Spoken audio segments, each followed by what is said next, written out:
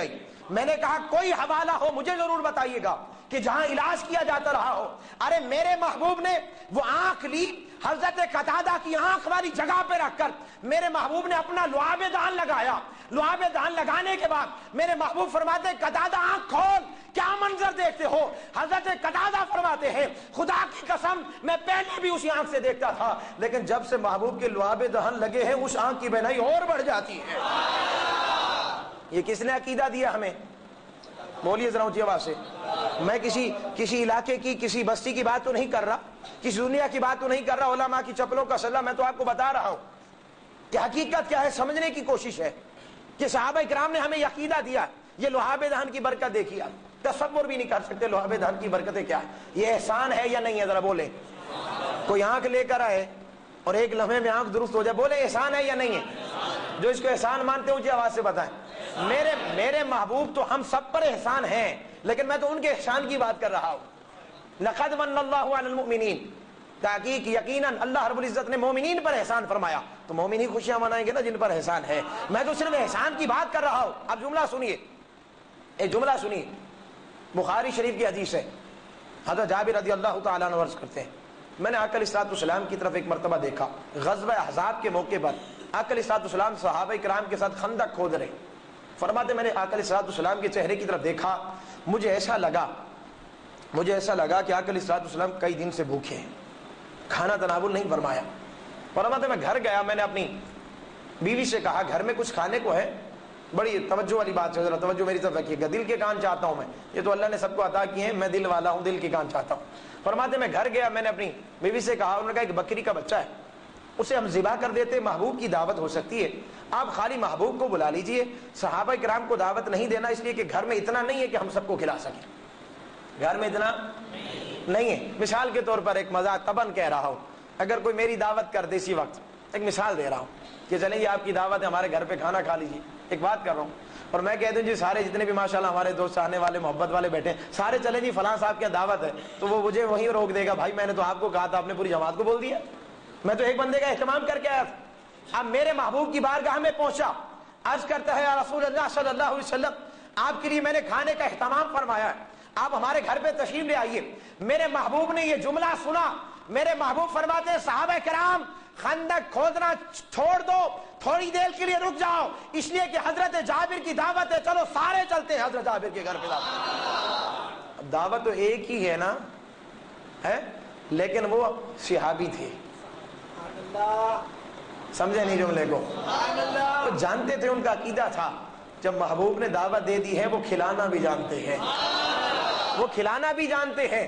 میرے محبوب نے فرمایا جابر گھبراؤ نہیں, گھر جاؤ اور میرے آنے سے پہلے آٹا جو گوندا ہے روٹیاں نہیں بنانا, اور جو سالن ہے پک رہا ہے اس کو چولہے سے نیچے نہیں رکھنا, میں جب تک نہ آ جاؤں. میرے محبوب پہنچے, آقا علیہ الصلوۃ والسلام نے اب جملے کی طرف توجہ, اور میں آپ کی سبحان اللہ دیکھنا چاہتا ہوں. میرے آقا علیہ الصلوۃ والسلام نے اپنا لعاب دہن نکالا, آٹے میں ملا دیا, دوسرا لعاب دہن لیا, سالن میں ملا دیا. فرمایا جتنے صحابہ کرام ہیں جابر ان کو کھانا کھلانا شروع کر دو. حضرت جابر فرماتے ہیں, بخاری شریف اور مشکاۃ شریف کا حدیث ہے, فرماتے خدا کی قسم 1000 صحابی نے کھانا کھایا, جب سارے کھانا کھا کر چلے گئے میں نے دیکھا سارا کا سارا کھانا ویسا کا ویسا رکھا ہوا. لعاب دہن کی کیا بات کہنی, کیا عظمت ہے. محبوب کے لعاب کی بات نہیں کر سکتے, کہاں پہنچے ہم, کیا عظمت کی بات کی جائے, کیا رفعت کی بات کی جائے, کہاں مقام ہے مصطفیٰ صلی اللہ علیہ وسلم. احسان ہے یا نہیں ہے, احسان ہے یا نہیں ہے, بات سمجھ میں آ گئی. پھر محبت ہونی چاہیے یا نہیں, بولی مجھے بات سے. اب آخری جو بات میں نے کی تھی, چوتھی بات, جو تھی وجہ, وہ کیا تھی, قرب. قریب رہنے سے بھی انسان کو محبت ہوتی ہے. آپ آپس میں یہاں رہتے ہیں, قریب رہتے ہیں, جو قریب کام کرتے ہیں ان میں محبت ہے, قریب رہنے کی وجہ سے. حضرت زید بن حارثہ حضور علیہ السلام کے غلام ہیں, پورا واقعہ تفصیل سے میں اشارہ دے رہا ہوں. حضور علیہ السلام کے غلام ہیں, غلامی میں رہتے تھے. والدین کو پتہ نہیں تھا, والدین کو جب پتہ چلا میرے محبوب کی بارگاہ میں آئے, زید بن حارثہ کئی کام سے گئے ہوئے تھے, ان کے والد ہے, اور کہنے لگے, عرض کرنے لگے حضور اگر ہمارا بیٹا جو ہے وہ آپ کی خدمت میں رہتا ہے, اب ہم سے جتنے چاہے پیسے لے لیں, اپنے نے خریدا ہے, جتنے چاہے پیسے لے لیں, لیکن ہمارا بیٹا ہمیں واپس کر دیں. بات سمجھ میں آ رہی, ہمارا بیٹا ہمیں واپس کر دیں, جتنے چاہے پیسے لے لیں. میرے محبوب نے مسکراتے ہوئے فرمایا کہ آئے پیسوں کی بات کرنے والے، اگر میں پہاڑ کو ٹھوکر مار دوں تو اللہ اسے سونے میں بدل دے، اللہ اسے سونے میں بدل دے۔ تم پیسوں کی بات کرتے ہو، زید ابھی آنے والے ہیں، ان سے پوچھ لینا اگر وہ تمہارے ساتھ جانا چاہتے تم فری میں لے جاؤ۔ زید بن حارثہ آتے، والد نے کہا زید میں تمہارے گھر والے پریشان ہے، والدہ بیچاری رو رہی ہے، بہن بھائی سارے تڑپ رہے ہیں، تم اتنے عرصے سے یہاں ہو ہمیں خبر نہیں ہے، ہم تمہیں واپس لینے آئے ہیں، اور تمہارے آقا تو بڑے سخی ہیں، کہتے کوئی پیسے کی ضرورت نہیں ہے، فری میں لے جاؤ۔ زید چلو اپنے گھر چلتے ہیں۔ حضرت زید جو جواب دیتے ہیں، قربان جاؤں آپ کے جواب پر، فرماتے ہیں ابا جان میں تو بک چکا ہوں مصطفیٰ کی زلفوں پر، میرا تو سودا ہو چکا ہے مصطفیٰ کی زلفوں پر، میں گھر نہیں جانا چاہتا، میں تو ایک لمحے کے لیے اپنے محبوب کو نہیں چھوڑ سکتا۔ جب یہ جملہ غلام کا سنا، قریب رہتے تھے نا محبت ہوگی، میرے محبوب پہلے غلام کہتے تھے، زید بن حارثہ غلام تھا، اس دن میرے محبوب نے حضرت زید بن حارثہ کا ہاتھ پکڑا اور پکڑ کر خانہ کعبہ کے سامنے لے جاتے ہیں، سب مکہ والوں کے سامنے اعلان فرما دیا کہ لوگوں پہلے یہی زید میرا غلام تھا، آج کے بعد میں نے اسے اپنا بیٹا بنا لیا ہے۔ جو قریب ہوتے ہیں نا، جو قریب ہوتے ہیں نا، کرم بھی ہوتا ہے، اور کرم اب تو میں نے اتنا تو سمجھا دیا، اللہ نے زندگی دی، جو میں اگلا انشاءاللہ زندگی رہی تو میں اس لیے ہمیشہ کہتا ہوں دیکھیں آج ماحول تھا نا، سب ساتھ تھے تو گفتگو سمجھانے میں مجھے اچھا لگا کہ بات شروع سے سمجھ میں آئی، اور اب جمعے کے درمیان میں آتے ہیں تو وہ بیچ والی جو بات ہوتی شروع تو آپ نے سمجھی نہیں تھی تو بیچ سے سمجھ نہیں آتی، تو کوشش کیا کریں وقت پر پہنچے انشاءاللہ تو تاکہ میں تفصیل سے بات اس کو سمجھا سکوں۔ تو ہمیں مقصد کیا تھا؟ محبت رسول صلی اللہ علیہ وسلم۔ قبلہ حاجی صاحب کا حکم ہے انشاءاللہ آخر میں گلدستہ پیش کرتا ہوں، اس سے قبل محبت رسول صلی اللہ علیہ وسلم، اسی پر ہم نے کیوں توجہ دی؟ کل بھی اسی پہ خطاب تھا، اس سے پچھلے جمعے بھی اسی پہ خطاب تھا، کیونکہ ہم نے صحابہ کرام سے ایک ہی بات سیکھی ہے کہ محبت رسول ہی سب کچھ ہے، محبت رسول ہی۔ اب یہ چار وجہیں بھی میں نے بتا دی، مثالیں بھی دے دی، اب تو حق بنتا ہے نا محبت کرنے کا، بولیے ذرا، محبت ہونی چاہیے۔ اب بولیں گے آپ، ایک سوال اٹھتا ہے کہ محبت پیدا کیسے ہوگی؟ یہ بھی تو ایک سوال ہے نا، کیا علیہ الصلوۃ والسلام سے محبت تو ہو، محبت کیسے پیدا ہوگی؟ یہ بھی بتا دیتا ہوں۔ اس جو میں جملہ کہنے والا ہوں اس پر انشاءاللہ ایک پورا خطاب ہوگا جمعے پہ کبھی، لیکن اب ایک جاتے ہوئے ایک تحفہ دے دیتا ہوں کہ محبت رسول صلی اللہ علیہ وسلم پیدا کرنے کا ایک واحد ذریعہ ہے درود و سلام، بس العاقل تکفی الاشارہ۔ ہم سارا دن ساتھ کام کریں نا اور ایک دوسرے کو سلام نہ کریں، کبھی ہماری دوستی نہیں ہو سکتی؟ ہم چاہے ایک فیکٹری میں کام کرتے تو سلام نہ کریں، ہوگی دوستی؟ کبھی نہیں ہو سکتی۔ سلام کریں گے دوستی بڑھے گی، تعلق بڑھے گا، پہچان بڑھے گی۔ ایک دن ایسا آئے گا کہ ایک دوست دوسرے دوست کی خاطر جان دینے لگ جاتا ہے، یہی ہوتا نا۔ تو ابتدا کہاں سے ہوئی تھی دوستی کی؟ اونچی آواز سے بولیے۔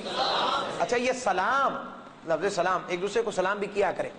ایک بات اور بھی کر دو، ایک حدیث کوٹ کر دو، آپ ایک کوثر میں قبلہ مفتی امین صاحب نے ذکر کی ہے، وہ فرماتے ایک شخص آیا علیہ السلام کی بارگاہ میں، تنگ دستی کا شکوہ کیا میرے محبوب کی بارگاہ میں۔ آقا علیہ السلام نے ایک وظیفہ دیا، وہ میں آپ کو دے رہا ہوں، اس پہ عمل کرنے کی کوشش کریں، ساری تنگ دستیاں پریشانیاں دور ہو جائیں گی۔ میرے محبوب نے فرمایا کہ جب گھر جایا کرو پہلے سلام کیا کرو۔ کیا کیا کرو؟ اب ہم گھر جاتے ہیں، ہمارے یہاں تو سلام کا رواج ہی ختم ہو گیا، ہم تو اپنے بچوں کو گڈ ایوننگ اور گڈ آفٹر نون اور گڈ مارننگ کی باتیں سکھاتے ہیں، ہاؤ آر یو۔ ہمارا اگر بچہ بولنا سیکھ جائے تو ہم کہتے ہیں بڑا ناز کرتے ہیں، میرے بچے کو تو انگلش آتی ہے۔ یار سوچنا چاہیے کہ ہمارے بچے کو کلمہ بھی آتا ہے یا نہیں آتا ہے، ہمارے بچے کو درود شریف آتا ہے یا نہیں آتا، نماز کا پتہ بھی ہے یا نہیں ہے۔ ہمارے اپنے بچے کو کبھی کلمہ یاد کرانے کی کوشش کی؟ وہ معصوم بچہ ابھی انگلش یاد کرا کے بڑے خوش ہو رہے ہیں، ماں باپ فخر کرتے ہیں، تو ہمیں سوچنا چاہیے ہم مصطفیٰ کے غلام ہیں اور ہمارا حال کیا ہے۔ تو پہلے جا کر آج سے اپنی عادت بنائے، وظیفہ دے رہا ہوں میری طرف سے نہیں، میرے محبوب کا فرمان ہے کہ گھر جائیں تو کوئی بھی نہ ہو اگر، لیکن پھر بھی سلام کریں، السلام علیکم ورحمۃ اللہ۔ دیکھیں گھر میں کتنی برکتیں ہوتی ہیں۔ دوسری چیز میرے محبوب نے فرمایا سلام کرنے کے بعد پھر میری ذات پہ درود و سلام بھیجیں، میری ذات پہ، پھر 3 مرتبہ سورۃ اخلاص کی تلاوت کریں، قل هو اللہ احد اللہ الصمد لم یلد ولم یولد ولم یکن لہ کفوا احد۔ یہ سورہ اخلاص، یہ 1-2 منٹ کا وظیفہ ہے، سلام کرنا، محبوب پہ صلاۃ و سلام بھیجنا اور پھر اخلاص پڑھنا۔ وہ شخص جو تنگ دستی کی شکایت کرتا تھا چند دنوں کے بعد آیا، عرض کرتا ہے محبوب اللہ نے مجھے اتنا عطا کر دیا ہے کہ اب میں خیرات کرتا رہتا ہوں۔ اس عمل کرے۔ بات چلی تھی سلام کی، تو سلام کرنا سنت ہے، سلام کرنا، مجھے آواز سے بولی، سلام کرنا سنت ہے، میرے محبوب کا فرمان ہے نا۔ اور جواب دینا کیا ہے؟ ماشاءاللہ آپ کو اتنا علم ہے کہ جواب دینا میرے محبوب کا فرمان ہے۔ اب ایمان سے بتائیے، آج کو میرے ایک جملے کا جواب ضرور دیجیے گا، اب یہ بتائیں کہ سلام کرنا سنت ہے، جواب دینا واجب ہے، ہمیں محبوب نے فرمایا ہے. اب ایمان سے بتاؤ, جب ہم یہاں سے بیٹھ کر غلام جمع ہو کر محبوب کی طرف درود و سلام بھیجیں گے, کیا محبوب ہمیں جواب نہیں دیں گے؟ بس یہ عقیدہ بناؤ, یقیناً جواب آئے گا. لیکن اپنے کان اس قابل کرو, کان اس قابل کرو کہ ہمیں وہ جواب سننے کی توفیق مل جائے. اللہ رب العزت ہمیں کثرت سے درود و سلام پڑھنے کی توفیق عطا فرمائے. یہ واحد ذریعہ ہے. آپ روزانہ کثرت سے درود و سلام پڑھنا شروع کریں, پھر مجھے بتائیں نمازوں میں لذت ملتی ہے یا نہیں ملتی, کیفیت محسوس ہوتی ہے نہیں ملتی, سجدے کی لذت ملتی ہے یا نہیں ملتی. جھوٹ سے انسان غیبت کئی برائیوں سے بچ جاتا ہے صرف درود و سلام کی وجہ سے. اس کو اپنا وظیفہ بنائیں اور یہی ہمارا مقصد